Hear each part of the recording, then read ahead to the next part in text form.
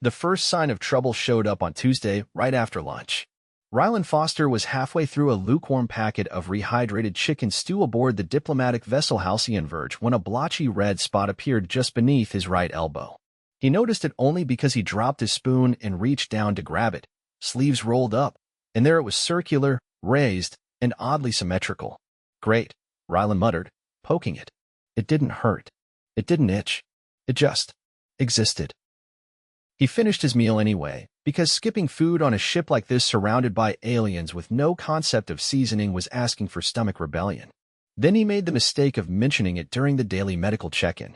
"I got this weird rash," he told Dr. Ilix, the ship's assigned medical liaison from the Yultari Consortium. Ilix was tall, blue, and always had a faint scent of cinnamon around him. He peered over his translator panel at Rylan. "Describe." "Red. Round. Kinda looks like a sunburn, but localized. No pain. No itch. Just a rash." Ilix stood. "Show me." Rylan rolled up his sleeve again. Ilix looked once, then twice.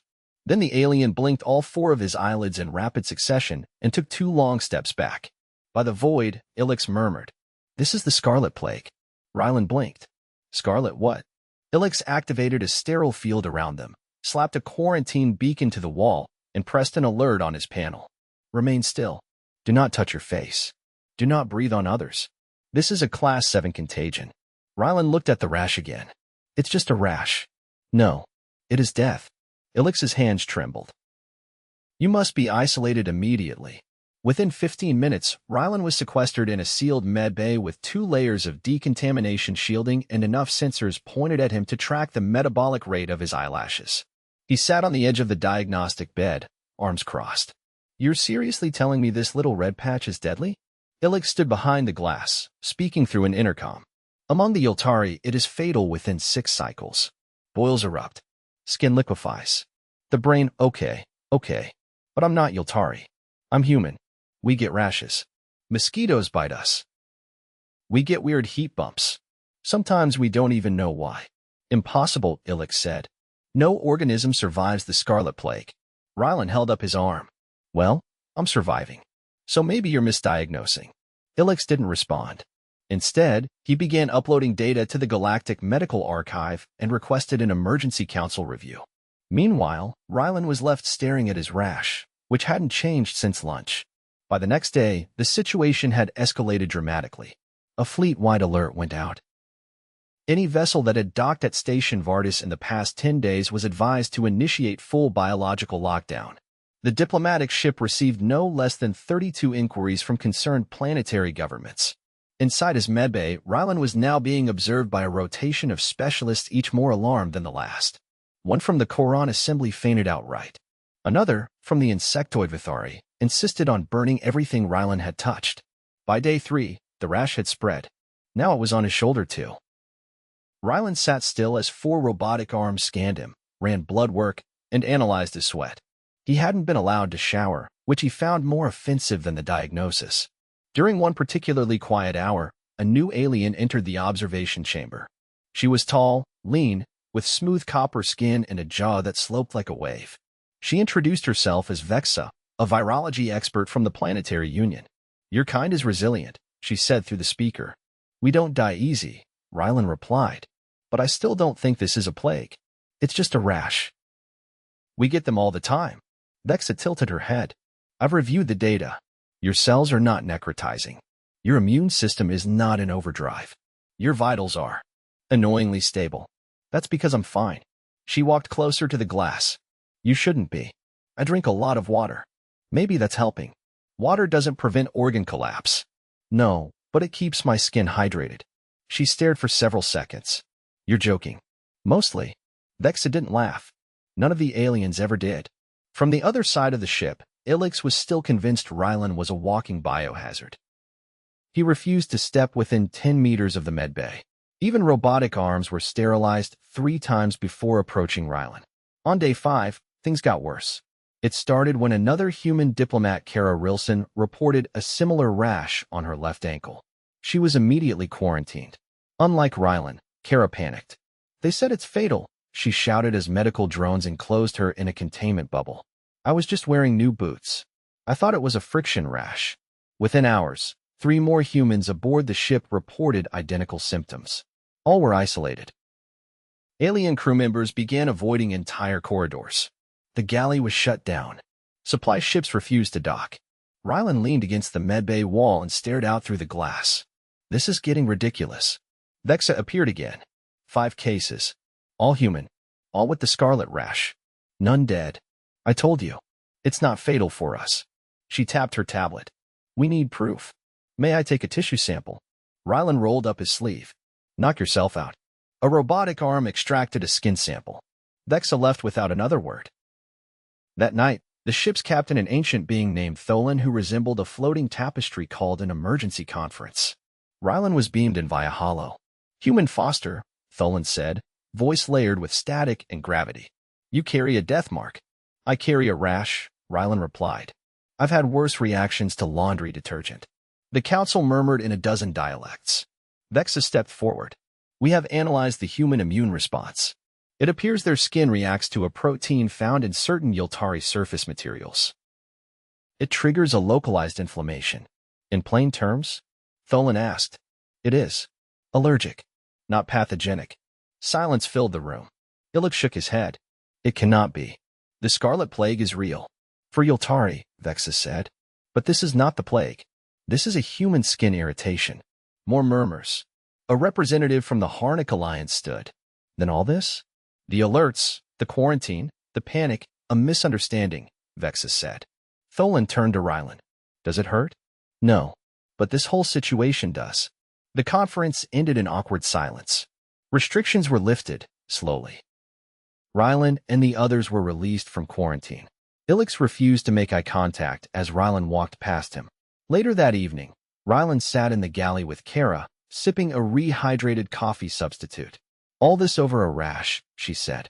Rylan scratched his shoulder. Could have told them that on day 1. You did. He raised his cup. To human skin mystifying the galaxy one bump at a time. Kara clinked her cup against his. Next time, let's bring some antihistamines. From the far end of the room, Illich watched them with narrowed eyes, a scanner in hand. He whispered something into his comm, something about possible mutation and cross-species variables. Rylan didn't notice. He was busy reading the label on the coffee packet. Hey, Kara. This stuff's got Yultari protein extract. She stared at her cup. You don't think. He rolled up his sleeve. Another red spot was forming on his forearm. Oh, come on. By the time the rash reached Rylan's lower back, he had already accepted that the Halcyon Verge's medical wing would never truly relax. Not after the plague week, as the humans had started calling it when no aliens were within earshot. Rylan was back on active roster, but his every movement was still monitored, logged, and he was fairly sure whispered about in at least 4 languages he couldn't pronounce. At 0700 ship time, 3 days later, he was summoned to Lab Deck 7. He'd hoped for a routine diplomatic briefing, maybe even a decent breakfast, but instead found himself standing in front of a 10-foot translucent cylinder pulsing with low light. Inside floated something that looked like a cross between a jellyfish and a bagpipe. Dr. Vexa stood nearby, arms crossed, flanked by a pair of Vithari xenobiologists wearing full bioinsulation suits. The taller of the two held a scanner shaped like a tuning fork. I thought we agreed it wasn't contagious, Rylan said, eyeing the floating creature. We did, Vexa said. This isn't about containment. It's about causality. That thing gave me a rash? No. But it might explain why your immune system reacted the way it did. The scanner hummed. The creature inside the cylinder drifted slightly, its translucent membranes pulsing rhythmically. I'm not allergic to space jelly, Rylan said. It's not a jelly. It's a Thrashin symbiote. They secrete a protein that adheres to porous surfaces. Station Vardis recently hosted a Thrashin diplomatic envoy. You likely brushed against one of their discarded symbiotic trails. The protein combined with compounds used in Yultari upholstery. The result, in humans, is dermatological inflammation. So, space slime and alien couch fabric gave me a rash. Correct. Outstanding. The shorter Vithari jabbed the scanner toward him. Do you mind? Vexa asked. Do I have a choice? No, the fork buzzed again. Rylan felt a faint tingling under his skin, like static electricity trying to remember how to be a breeze. The taller Vithari clicked his mandibles twice, then turned to Vexa. Metabolic rhythm unaltered. No systemic distress. Enzymatic response consistent with non-lethal contact dermatitis. Rylan raised an eyebrow. That was a lot of syllables to say he's not dying. Vexa didn't respond. She was reading something on her tablet, her eyes narrowing slightly. "You're not going to quarantine me again, are you?" he asked. "No," she said. "But I do want you to touch something." "That's not reassuring." She gestured to a padded chair beside the cylinder. "Sit." Rylan hesitated. "Is this going to end with another interspecies incident? I need to confirm a hypothesis." "Sit." He sat. The padding was soft, warm to the touch, and slightly damp. He immediately regretted his decision. Why is it wet?" "Fraction residue. Fresh samples." "You're testing if I react again?" "Yes. And if the reaction is consistent, we'll have a diagnostic baseline." He rubbed his palm on his jeans. "You know we have dermatologists on Earth, right? We could have just sent a photo. None of your specialists have treated cross-species protein fusion involving fraction biochemistry." "Well, not yet." 20 minutes later, Rylan was in observation room 4, shirtless, with a new red patch forming on his right shoulder blade. He was starting to miss the mild version. "It itches," he said, twisting to try and see it. "That's expected," Vexa replied, scanning his back. "This confirms the interaction is chemical, not viral." "Is that good?" "For us?" "Yes." "For you?" "Possibly. Possibly. We've never seen this kind of dermal reaction stabilize so quickly. Your immune system is unusually adaptive. I eat a lot of fermented foods. That would not explain this." The shorter Vithari chimed in again. "Suggest tissue sampling. Deep layer." Rylan turned around. "Define deep." "Epidermis, dermis, subcutaneous layer." "That sounds worse than it is, I hope." "You'll experience brief discomfort. You people always say that. Then I end up with a hole in me." Vexa gestured, and the Vithari withdrew a slender instrument shaped like a flattened needle. Rylan grit his teeth as the probe slid under his skin, not painful, exactly, but deeply unsettling. The sample was sealed in a container and whisked away without ceremony. "Do I at least get a sticker or something?" he asked. "No, not even a lollipop? You're an adult. I'm a rash-ridden diplomatic guinea pig. I deserve a lollipop." She ignored that. Instead, she turned toward the wall display. A 3D model of his skin appeared, layered in color-coded cross-sections, each pulsing faintly. "The inflammation is self-limiting," she said. "Your immune system is recognizing the protein and adjusting."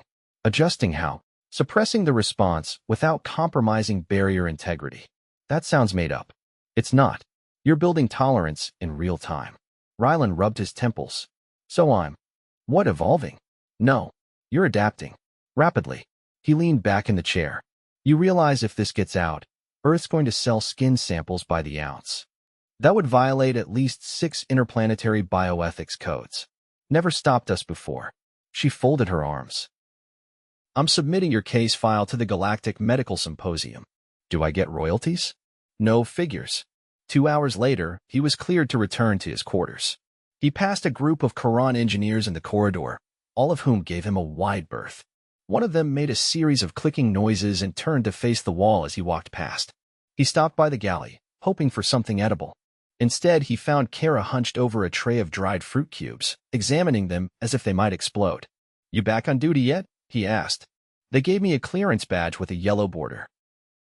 "I don't know what that means, but I think it's a warning." He picked up a cube. "These are the ones that taste like dryer lint, right?" She nodded. "The green ones are worse." He chewed one and immediately regretted it. Why do we even try? Because it's either this or whatever the Vithari call soup. Rylan sat beside her, gingerly, to avoid aggravating his rash. "They're studying me again. Still, they think my immune system is doing something new." "Is it?" "Apparently I'm evolving." She poked her fruit cube. "Do we get badges for that too?" "No. Just more tests." The lights above flickered briefly, then stabilized. A low chime echoed through the corridor in an alert tone unfamiliar to him. Kara stood. "That's not a maintenance chime." Rylan was already moving. "Let's find out before someone blames my skin again." They reached the command deck to find Captain Tholen hovering over the central console, his tapestry-like form undulating with concern. A projection displayed a slowly rotating image of a freighter massive, pitted with age, and broadcasting a distress signal on a loop. Vexa looked up from the data stream. "They're from the Galari Reach. No confirmed infections, but their captain reported crew symptoms consistent with dermatological flare-ups. Rylan blinked. You're kidding. I do not engage in humor. Tholen turned. Human Foster. You will accompany the medical envoy. Why me? You have experience. I have a rash. Precisely. Rylan sighed. Fine, but I'm bringing my own gloves this time. Vexa handed him a sealed mechit. And avoid touching their furniture. He trudged toward the docking bay, already regretting everything. Behind him, Kara leaned toward Vexa. You're really sending him in again? He's the most resilient organism we've encountered. That's what you said about the thrashing fungus. And it died. Kara watched Rylan disappear down the corridor. Well, let's hope he doesn't. Rylan stepped onto the Galari freighter with the slow, reluctant shuffle of a man who'd agreed to something while undercaffeinated. The docking tunnel had that faint antiseptic tang of hasty sterilization, and by the time he reached the main corridor, a thin film of static clung to his jumpsuit from the overzealous decontamination field. 2 Galari crew members waited for him, both humanoid in shape, but covered in iridescent, scale-like chitin that shimmered with each movement. One of them had a faint violet discoloration running along the side of his neck. He didn't look thrilled to see a human. You're the emissary? The taller one asked, antennae twitching slightly. No, I'm the Rash Whisperer, Rylan said. Where's your medbay? The shorter Galari led him down a narrow passage lined with patchwork repairs. The ship felt older than most civilian freighters, and the air had a dry, recycled quality that made his throat itch. They passed open storage crates filled with mechanical parts, a few of which looked suspiciously melted. Inside the medbay, the lighting was uneven, flickering in soft pulses. A patient lay on a reclining bench, arms folded across his chest. His upper carapace was mottled with fine red pinpricks, barely raised. Rylan pulled on a pair of nitrile gloves and approached. How long's he been like this? 3 rotations, the taller Galari replied. It started after we passed through the asteroid belt near Vornex 9. He was unloading crates. No one else was affected at first. What did the crates contain? Mining tools. Some vacuum-sealed protein packs. 1 shipment of recycled upholstery from Station Vardis. Rylan paused. Upholstery. The Galari nodded. Any of it still on board? In storage bay 3. He turned to the patient, who regarded him with the blank, patient stare of someone used to being discussed like cargo. Does it itch? No hurt. No, Rylan leaned closer. Any dizziness? Nausea? Difficulty breathing? No symptoms. Just the spots. He gently pressed one of the red dots with a gloved fingertip. It didn't blanch or weep. No heat, no tenderness. You're not dying, Rylan said. The taller Galari looked skeptical. We were told it might be fatal. Only if you're Yultari. And even then, only if you lick the furniture, I guess. The patient blinked slowly. I'll need to see that upholstery. They walked to storage bay 3, where a single crate sat open, revealing tightly rolled cushions wrapped in translucent film. Rylan peeled back a corner and sniffed. He recoiled instantly. That's Thrashin trail residue. Definitely contaminated. He grabbed a scanner from his medkit and ran it along the surface. The screen lit up with overlapping protein markers. Same compound that lit me up last week. This one's just reacting to your exoskin differently. Is it contagious? The shorter Galari asked. No, but you'll probably want to stop storing alien couch parts next to your food supplies. They returned to the med bay, where the patient now sat upright, tapping a clawed finger against the bench rhythmically. Has the rash spread? Rylan asked. No, you've already plateaued. Your immune system's doing its job. Just don't touch that upholstery again, and you'll be fine. The patient nodded once. That's all. That's all. The taller Galari exhaled. A fine mist sprayed from vents along his jawline. We feared a system-wide alert. The Yultari threatened sanctions if we didn't report. They're still a little jumpy since the plague-not-plague incident. Understandably. We'll sterilize the crate and isolate the contact surfaces, Rylan said. But you don't need a lockdown, just a cleaning protocol and maybe a new decorator. They moved back through the corridor toward the docking tunnel. Halfway there, the shorter Galari hesitated. Would you be willing to speak to our crew?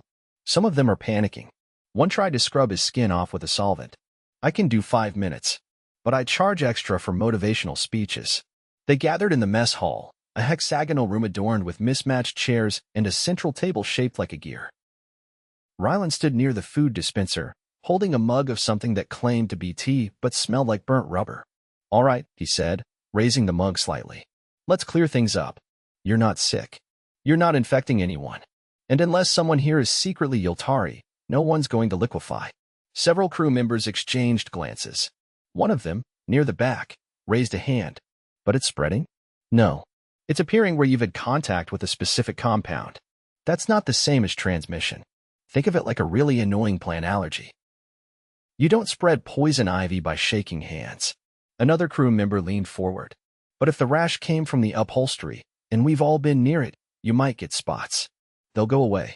A long pause. So we're not dying? Not unless you ignore basic hygiene. That got a few quiet chuckles. Rylan finished the tea, regretted it, and turned toward the exit. Clean the bay. Wash your hands. Don't lick mystery furniture. You'll live. Half an hour later, he was back on the Halcyon Verge, peeling off his gloves in the decontamination chamber. Vexa met him just outside, a data pad in one hand. You filed your report? Already uploaded. No casualties. No outbreak. Just bad upholstery. She eyed him. You're not developing new symptoms? Unless you count mild T trauma. I don't. They walked toward the galley, the corridor pleasantly quiet for once. Rylan pulled a sealed protein bar from his pocket and unwrapped it without slowing. I think we're done with the Rash saga, he said. Until someone else finds another contaminated shipment. Next time, I'm charging consultancy fees. At the galley, Kara sat reading from a small display pad, a mug steaming in front of her. Back already? That was fast. No one exploded, Rylan said. Turns out alien skin is just as dramatic as ours. She looked up. Did you tell them about the coffee extract? Didn't come up. Vexa paused. What coffee extract? Rylan took a bite of his protein bar. Nothing. Just a theory involving beverage residues and trace proteins. Not worth triggering another symposium. Vexa didn't press. Instead, she sat across from them, tapping something into her data pad. Kara raised her mug. To the rash that launched 1,000 scans. Rylan clinked his protein bar against it. And may it never return. Unlikely, Vexa said. There are still 4 crates from Vardis unaccounted for. Rylan froze. You're joking. She didn't respond. He sighed. Fine. But if one more alien tries to name the rash after me, I'm faking my own death. Vexa looked up. Too late. The Koran Medical Network labeled it Fosterian dermal syndrome. Kara snorted into her drink. Rylan rubbed his temples. I'm going to sue somebody. Unlikely to succeed, Vexa said. They consider it an honor. He stood. I'm going to lie down. Wake me if someone actually catches fire. As he walked off, Kara leaned toward Vexa. Will it really come back? Not if the humans stop touching things. They both looked at each other. Then at the door Rylan had just walked through. Kara shook her head. That's not happening. Vexa didn't argue. In the corridor, Rylan stretched, yawned, and scratched absent-mindedly at his shoulder. The skin was smooth. Finally. Maybe.